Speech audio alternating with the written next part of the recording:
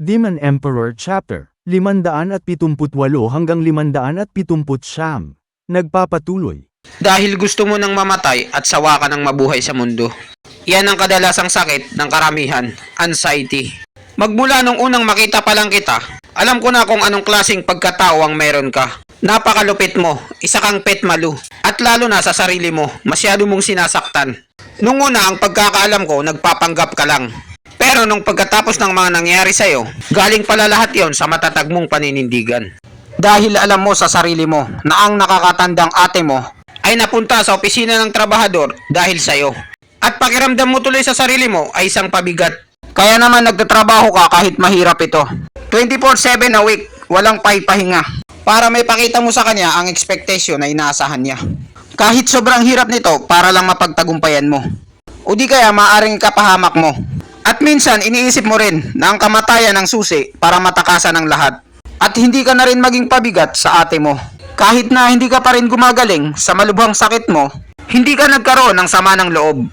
Dahil yung pagkatalo mo sa paligsahan, nawalan ka na ng pag-asang mabuhay. Tama ba ako? Kahanga-hanga talaga si Chupa. Pagkatapos ng maraming taon, pati ang sarili kong kapatid ay hindi niya alam ang totoong dahilan. Ito ang nababagay sa'yo, ang pagiging high blood at tuyuin. Tanggapin mo to, pamasko ko sa'yo, bilang ninong mo. Wala muna kasing pera ang ninong mo. Dahil naubos sa scatter, babawi na lang siya sa sunod. Bagay na bagay sa'yo to. Ang pinakamataas na profound stage na martial art. Kutsilyong maitim na hangin. Ang arting ito ay pinagsasanayan kasama ang utot na hangin. Dito sa lugar na to. Mas malakas ito sa demon devouring sabre mo. At dahil hindi pa magaling ang katawan mo, injured ka pa, ang mabahong utot na to ay bagay na bagay sa'yo. Hindi mo na kailangan ng tulong ko. Basta sundan mo lang ang arting yan na nakalagay sa script. At ang mabahong utot na to ang magiging pamatay mong sandata. Ngayon ikaw nang bahala sa lahat. Good luck sa'yo, Batang Blondie. Ano pang tinitingin-tingin mo dyan? Pumasok ka na at sayang ang oras. Putang ina mo ka, Chupa! Bakit mo ko tinulak? Walang hiya ka! Ha ha ha, sa wakas nakapasok ka na rin. Ang kutsilyong maitim na hangin ay ginawa talaga yan para sa'yo. Ginawa ko talaga ang lahat ng makakaya ko. Para lang mapilitan kang pumasok dyan sa ginawa kong bitag.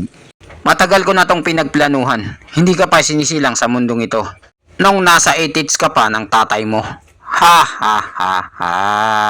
Ngayon babalik ulit ako sa pagsasanay ng peace of mind. Nagliliyab na ang chakra ko at saka nen. Samahan mo pa ng course energy. Nararamdaman ko na. Tumataas na naman ang enerhiya ko. Chupa, congrats nga pala sa'yo. Ilang buwan ka pa lang dito at naging 8 grado ka na ng profound stage. Si Huyo, ba't ka napasyal? May problema ba? Huwag mo akong tawagin sa pangalan ko. Tawagin mo akong pinuno ng sekto. Lapastangan ka. O sige na, pinuno ng sekto. Anong masamang hangin ang nagdala sa'yo rito? Chupa, sa tingin ko parang nasisihan ka sa ginagawa mo. Parang ginawa mo ng bahay ang sementeryo. At dito ka na nagko-cultivate ng peace of mind mo. Pero parang kinalimutan mo na ata yung mga sinabi ko sa'yo. Sinaktan mo kasi ako. Ikaw ang unang nanakit sa akin. Kaya hindi ko gagawin ang mga sinasabi mo. Kung ganon, ano nang binabalak mo ngayon? Ganyan ka na lang ba talaga? Naglagay ka ng ilang ari dito sa sementeryo. Chupa, nasa na yung maitim na apoy na nakita ko nung nasa Loloklan ka pa? Napaka-boring mong kausap. Hindi ka ba naboboring dito? Na wala ka nang ginawa kundi matulog? Pinuno ng sekto. Sinong nagsabi sa'yo na wala akong ginagawa? Iharap mo siya sa akin dito. Hindi mo ba nakikita na pinipilit kong maging sikat at yun ang ginagawa ko ngayon?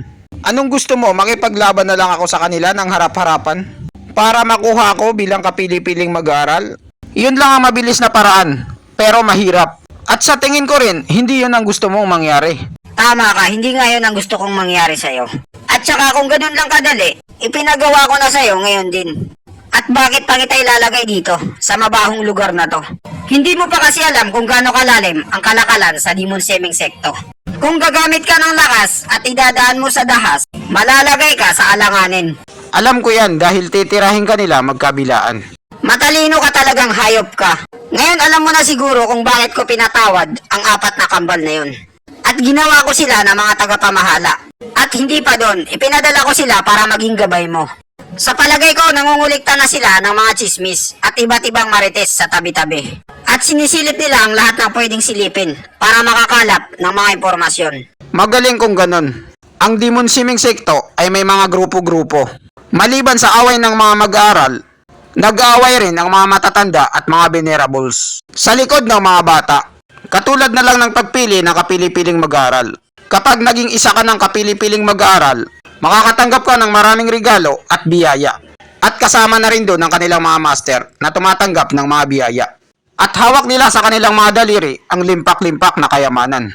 At kapag nakipag-agawan ako sa ginagawa nila, pagkakaisahan nila ako at titirahin. At saka pinuno ng sekto. Hindi naman ito ang gusto mong mangyari sa akin, di ba? Chupa, talagang napakatalino mo. Nagmana ka talaga sa akin. Kapag nakipaglaban ka para makapasok bilang mag-aral sa loob, ang mangyayari sa'yo, kukunin ka ng mga matatanda o di kaya mga venerables. At hindi yan ang gusto kong mangyari. Dahil mapapasama ka lang sa matagal na nilang ginagawa. Kailangan nang mapalitan ang bulok na sistemang ito. At hindi magbabago yun kapag yun ang nangyari sa'yo. Napakalalim na ng ugat nila sa loob ng Demon Siming Sekto. Taon-taon nila ginagawa ang mga pangungurakot. Kahit ako at ang pinakakupal na venerable ay hindi namin sila kayang galawin. Ang interes na nakukuha ng mga matandang ito na biyaya at regalo. Dahil yan sa pagiging sakim nila at makasarili. Ang mga mag-aral ay naglalaban-laban sila. Kung sinong may maraming makuhang biyaya at regalo. Nagmumuka tuloy silang basura sa labas ng sekto. Lalong humina ang lakas ng mga mag-aral ng sekto. Dahil sa bulok na sistemang umiiral sa sekto. Nagsimula ito nung huling pagtitipon ng 2 dragon. Kaya nung sinabi ko sa pinakakupal na venerable ang tungkol sa'yo, ang pumasok agad sa isip niya ay ilagay ka agad sa opisina ng trabahador. Para mapanood ka niya gamit ang CCTV sa opisina ng trabahador. At hindi ka madadamay sa pamumulitika sa sekto dahil nasa opisina ka ng trabahador. Walang kapili-piling mag-aral na nanggagaling doon. Maliban lang kung makukuha mo ang respekto ng buong sekto. Ang ibig lang sabihin nun ay tatalunin mo ang mga matatanda at ang mga venerables. Ang kanilang pagiging sakim sa kayamanan. Wawasakin mo sila ng pinong-pino, yung hindi na sila makakapalag. Kapareho lang pala yun kapag sinampal mo ang isang babae. At magpapasalamat pa sila sa'yo. Pero imposibleng mangyari yon. Kaya nga kita kinuha at ipinadala rito. Nung una, pinag-iisipan ko kung si Batang Buwang ang kukunin ko para may sama sa mga kapili-piling mag-aaral. Pero napanood ko ang galing mo. Napakahusay. Kaya naman napag-isip-isip ko na ikaw na lang ang piliin ko. At ipagawa sa'yo ang mga imposibleng bagay. Gusto kong upuan mo sa muka ang mga matatanda at ang mga venerables. Para mabago ang sistema sa kapili-piling mag-aaral. Sa darating na pagtitipon ng 2 dragon. Para hindi tayo matalo ng basta-basta lang. Ang mataas na venerable ay mas malaki ang pangarap niya. Gusto niyang mabago ang buong sekto. Kaya kanya ipinadala sa opisina ng trabahador. Bigla na lang kayong nag-isip ng mga plano nyo. Pero hindi niyo man lang ako tinanong kung payag ba ako. Pala desisyon ng puta.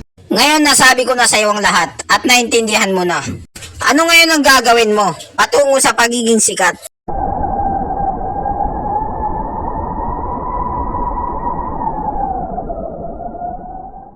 Ano itong naririnig kong ungol? Pinuno ng sekto, sa susunod na paligsahan ng mga mag-aral sa loob, kakasa ako sa laban. Hahamunin ko sila. Pero hindi ako makikipaglaban. Magpapadala ako doon ng tauhan ko. Isang babaeng batang blondie na mag-aaral. Isa siyang mag-aaral sa labas. At hahamunin niya ang mga malalakas na mag-aaral sa loob. Kung ganon, balak mong ipahiya ang mga matatanda sa publiko.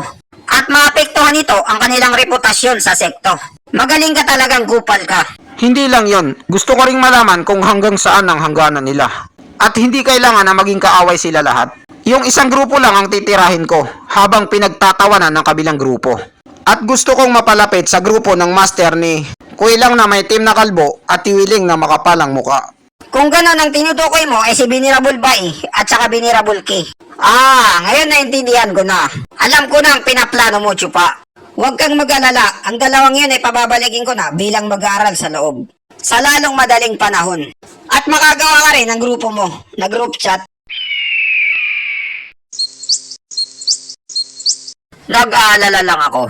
Ang pinuno ng sekto ang mismong nag-asikaso sa kanya para sumali sa sekto. Pero hindi para sa atin ang mga mag-aaral, kung hindi para sa mga matatanda na nakakataas sa atin. Kapag hindi maayos ang posisyon nila, may pagbabagong mangyari. Magandang umaga sa inyo, Master Venerable C. pinakakupal na matanda, punong tagapamahala ng Demon Semeng Sekto. At ikalawang matanda, ang master ni Single Mom. Napakamagalang talaga ng batang ito. Malayo ang mararating mo sa buhay. Nag-iinit na naman ako. Hindi ko makontrol ang lakas ko. Guiho, alam kong mahirap itago ang pagiging malakas mo. Napakaraming lumalabas na aura sa katawan mo dahil yan ang pinagsanayan mo. Pero pwede ba kontrolin mo naman yan kahit konti? Gawin mo yan parang sandata. Maraming salamat, Master. Pakakatandaan ko po yan at ibabaon ko sa puso ko. Nagmumuka tayong mayabang sa harap nila. Pahambol pa kayo, kupal ka. Halata naman. Guiho, ikaw ang nangunguna at pinakamagaling na mag-aaral sa loob. May 7 grado ka ng Radiant Stage at pinakamataas na Profound Rank Cultivation. Tinatawag itong halimaw sa baba ng mundo. At kaunti lang ang kayang lumaban sa iyo sa mga mag-aaral na kapili-pili. May tama kayo, Master.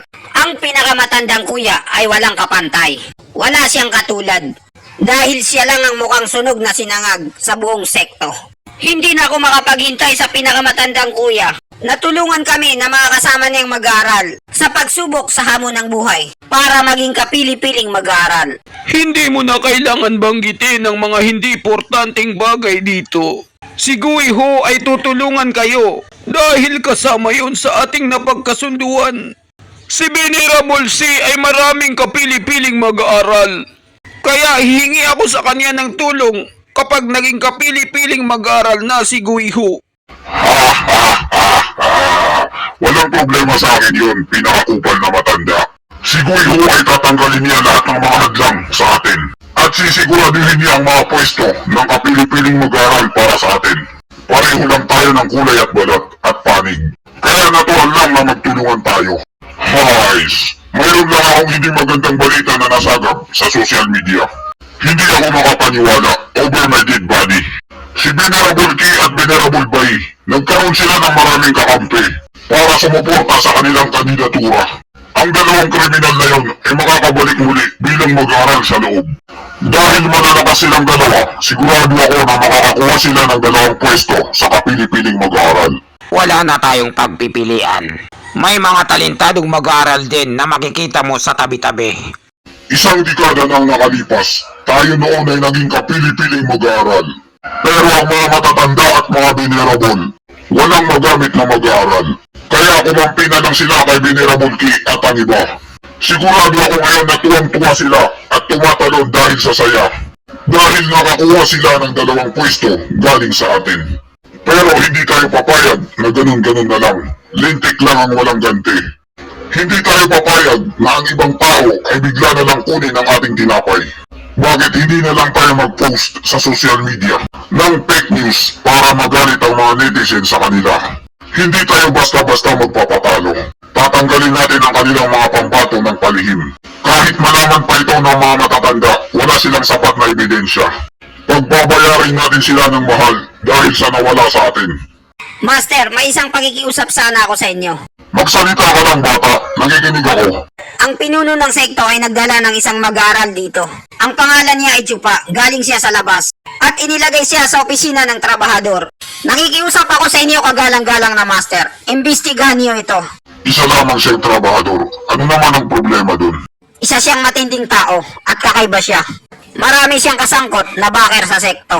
Kakasali nilang sa sekto. Tapos bigla siyang ipinadala sa opisina ng trabahador. Wala pa siyang nagagawang masama o krimen. Kahit na ang pinuno ng sekto ay ang personal na nag-imbita sa kanya, hindi pa sila nagkikita. At ang pinakauli sa lahat, ang kanyang nakakatakot na pambihirang lakas. Hindi kapareho sa isang 7 gradong profound stage. Na kahit na si batang sister, Mier, single mom, hindi siya kayang talunin. Master, totoo ang sinasabi ni Kuya. Ang batang yun, mayroong kakaiba sa kanya. Kung ganon, hindi pangkaraniwan ang mga ganyan.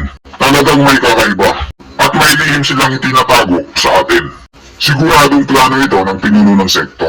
Venerable C, hindi kaya magalit sa atin ang pinuno ng sekto kapag nakialam tayo sa mga plano niya? Masyado na tayong nagiging pangahas at bastos sa mga nakalipas na dekada. Ang mga galawan ng pinuno ng sekto ay masyadong malupit at tuso. At hindi siya pupunta sa atin ng lantaran. Gagawa siya ng mga kalokohan at patibong para makaganti. Kapag hinayaan natin ang mga plano niya na magtagumpay, magiging delikado ang ating kinabukasan. Kung ganon, kung sino ang unang aatake ay siya ang makakalamang. Kahit ano pa man yan, gano'n man kaimportante ang batang yan sa plano ng pinuno ng sekto. Kapag pinatahimik na natin siya, mawawala na tayong ng problema. Ako na mismo ang pupunta at tatapusin ko siya sa isang tirahan lang para mautakan ko sila. Pero Master, may sinusunod tayong batas sa sekto. Walang matanda o venerable na pwedeng gumalaw sa mga mag-aaral. Kasama na dun ang mga trabahador. Kapag nahuli ka, magkakaroon ka ng malaking penalty. Isang malaking violation yan sa sekto. Hindi ka magkakaroon ng penalty o violation kapag nailagan mo ito. Hindi ako magpapahuli sa mga CCTV camera. Nasaan na ba siya ngayon? Master, nasa sementeryo siya. Nagbabakasyon. Tingnan niyo muna itong katawan ko dahil bibisitahin ko siya dun.